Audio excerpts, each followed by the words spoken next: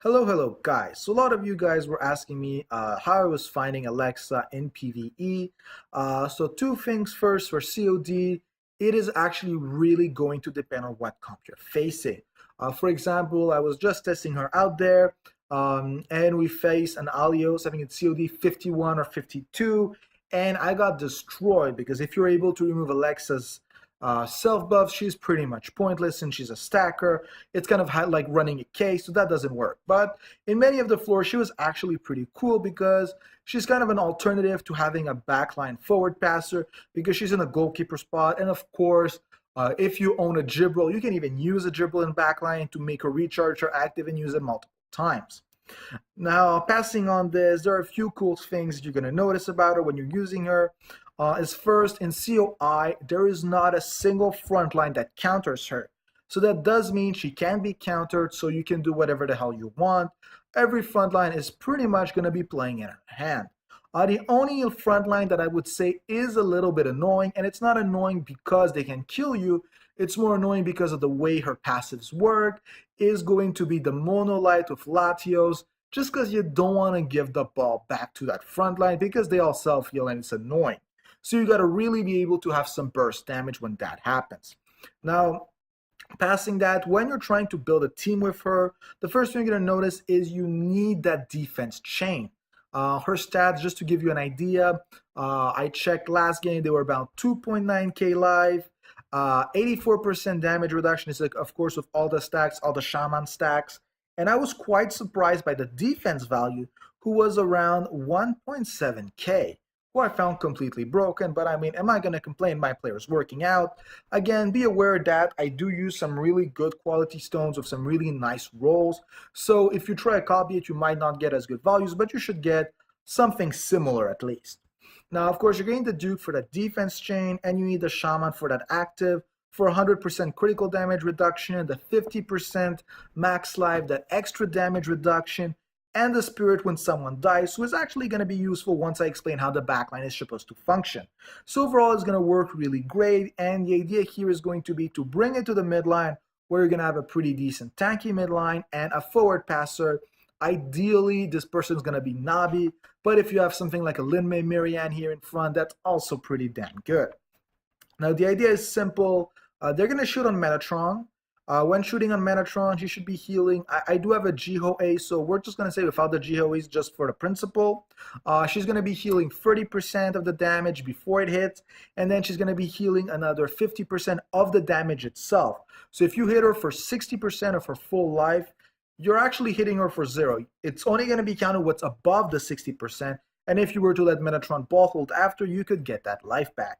So it really is hard to take her down, even in a 1v1, just because she heals so much. And on top of it, with the legendary stones, you're now actually going to be able to throw in a star tier into the El Rapayon, giving her even more self-heal and more defense. And pretty much you're going to need to hit, I think the math said around 85 or 90% above that value for the damage to actually start appearing. So it's really broken as long as you're able to get all your stacks up. This is why Alios completely destroys her. Now, if we're looking at the back line, they shoot on Metatron. Metatron heals her. Metatron dies. This is ideal because you want to generate spirit fast. So through Shaman's passive, Metatron's death gives spirit.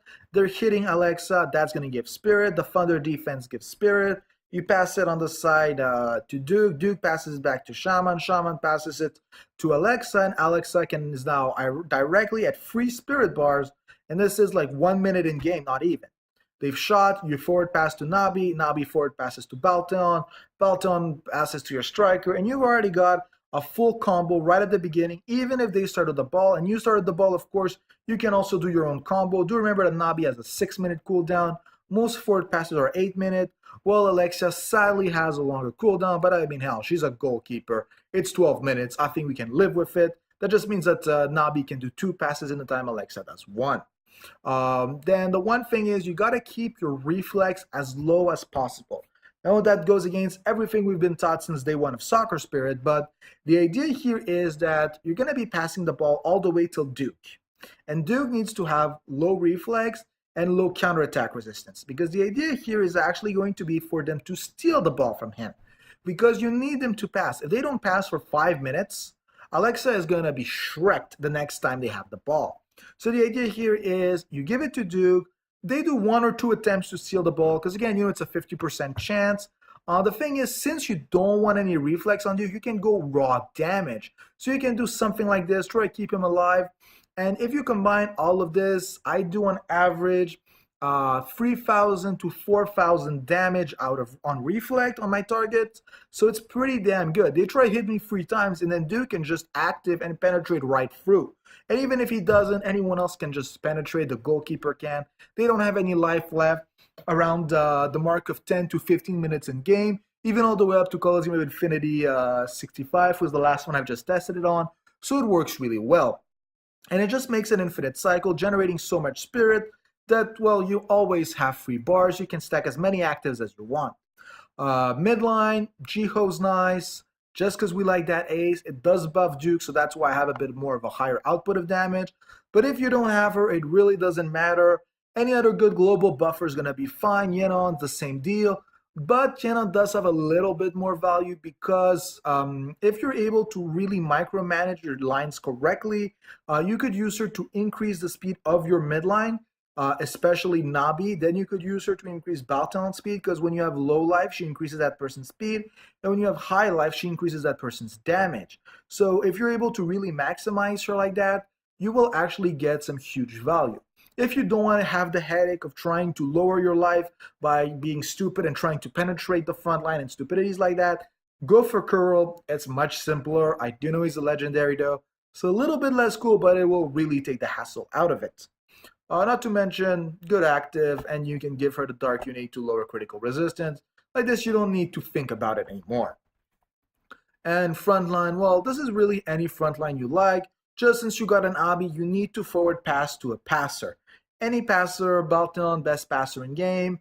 Hammericellus, well, they're the best damage increase totems currently in game. And I like Vanchi. My Vanchi does a lot of damage. I don't care he's not a one-hit KO striker. And stop asking me to try to use one. I will not. So yeah, that's pretty much how I do it. Overall, it's really not that hard. It'll take you around in-game 20 to 22 minutes usually to clear the matches. Unless you're facing something that has self-healing or facing an Ascilla, then yeah, it might take a little bit more time. But again, if this is PvE built correctly, you should be able to shrek them. With the legendary uniques, you will have even more chances to increase the damage output and do even more work.